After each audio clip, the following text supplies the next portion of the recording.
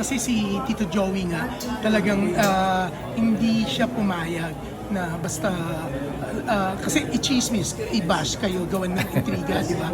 Yun nga, siya mismo yung sumagot. Pero nilinaw niya na hindi yung showtime. Ay, hindi. Never naming sabihing kaaway, katapat, kalaban. Yes. Pero kaaway. Iba yung kaaway namin. Yun nga, hindi, actually, bossing. Alam niyo na kung sino yun. Actually, bossing. Iba yung kaaway sa kalaban eh. Yung kalaban, it could be a friendly competition, which has always been the case, no, with Itbulaga and Showtime.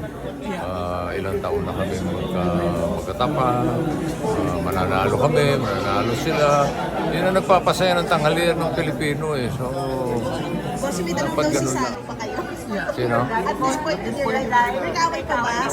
Hindi na, yung mga fans, yung mga, yun ang nagbabangayan. Pero at the end of the day, dapat masaya lang tayo.